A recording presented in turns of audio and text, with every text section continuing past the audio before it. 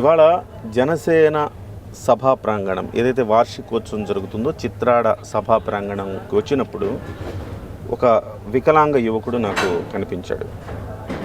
ఏంటంటే ఇక్కడ ఉన్నారంటే ఆ యువకుడు చెప్పిన సమాధానం, పిఠాపురం నియోజకవర్గానికి మా ఊరు వేరండి, పిఠాపురం నియోజకవర్గానికి షిఫ్ట్ అయ్యానండి, నా బాధను చూసి కనీసం సాధారణ ప్రజాప్రతినిధి స్పందిస్తారో లేదో, పవన్ కళ్యాణ్ గారు అయితే మనసున్న నాయకుడు, ఆయన స్పందిస్తాడు అన్న ఉద్దేశంతో వచ్చానండి.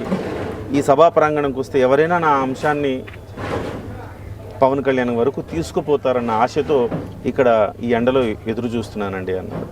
సరే, ఆయన బాధ ఏంటి అనేది ఒకసారి ఆయన మాటలోనే ఉందాం. నమస్తే అండి. నమస్తే అండి. మీ పేరు? నా పేరు స్టీఫెన్ శ్రీనివాసరావు. మాది సొంత ఊరు విజయనగరం జిల్లా జామియన్ ఎస్కోట్ నియోజకవర్గం. అయితే కొన్ని రోజుల క్రితం నేను ఇక్కడ పిఠాపురం షిఫ్ట్ అయ్యాను. నేను ఎంబీఏ హెచ్ఆర్ చేశానండి.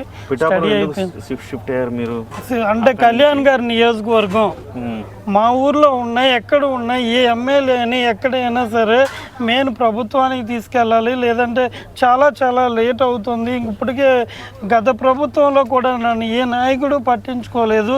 గత ప్రభుత్వంలో కరోనా టైంలో కొన్ని నెలలు ఫంక్షన్ కూడా ఆపారు, ప్రభుత్వం నన్ను పట్టించుకోలేదు. తర్వాత నేను మా ఊర్లో ఎంపీడీ గారు మంచి మనస్తత్వం బట్టి కొన్ని నెలలు ఆయన ఫుడ్ ఫీడింగ్ ద్వారా అలా కొనసాగాను. అయితే ఇప్పుడు ఈ గవర్నమెంట్ వచ్చినప్పటి నుంచి, కూటమి ప్రభుత్వం వచ్చినప్పటి నుంచి నాకు ఏ లోటు లేదండి.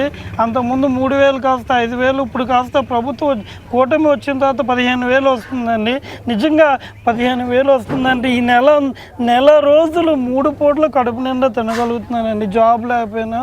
సో మమ్మీ 2018లో చనిపోయారు, డాడీ 2 years బ్యాక్ చనిపోయారు.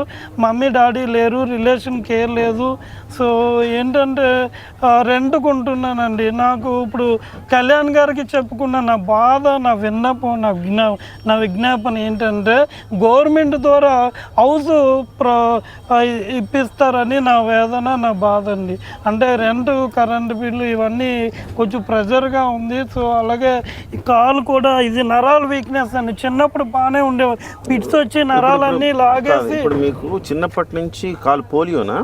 పుట్టినప్పటి నుంచి కాదండి, మధ్యలో పుట్టిన 6 years 7 years ఉంటాయి కదండి, అప్పుడు అలాంటి.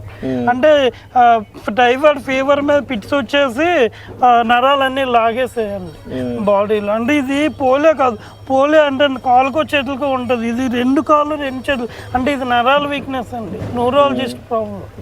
సో ఈ న్యూరాలజిస్ట్ ప్రాబ్లం ఇంతకుముందు స్టిక్ పట్టుకొని నడిచేవాడిని అండి. గత 2021 నుంచి కొంచెం నడవడం, నిలబడడం చాలా ఇబ్బందిగా ఉందండి. అంటే ఒక ఇంట్లో రూమ్లో బాగా గుర్తు, నా బాత్రూమ్కి వెళ్ళడం, స్నానం చేసుకోవడం. మరి ట్రైసైకిల్ ఉందండి, ట్రైసైకిల్ ఎక్కువగా కొంచెం లోకల్లో అక్కడెక్కడ తిరుగుతుంటాను. సో పర్వాలేదు, అంటే కొంచెం ఏంటంటే దీనికి ట్రీట్మెంట్ చేస్తే మళ్ళీ యథావిధిగా నేను స్టిక్ పట్టుకొని నిలబడి నడిచే స్థితికి వస్తానని నాకు నమ్మకం ఉందండి. ట్రీట్మెంట్ చేస్తే స్టిక్ కాదండి, మామూలుగా సింగిల్ స్టిక్ నడవగలిగానండి. ఫస్ట్ అదే.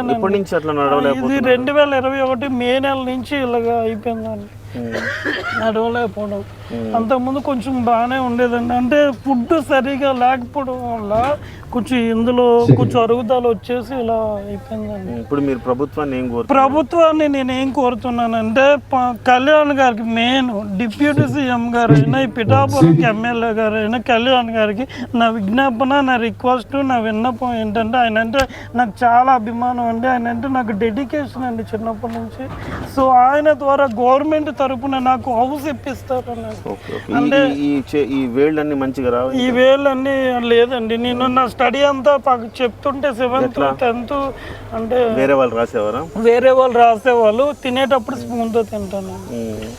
ఏదైనా ఉద్యోగం ఇస్తే చేయగలరు అంటే నేను ఏదైనా గవర్నమెంట్ ఏమైనా నా స్టడీతో బట్టి ఏదైనా బుక్ స్టేషనరీ పెట్టుకుంటున్నాను, కూర్చొని సేల్సింగ్ చేసుకుంటాను.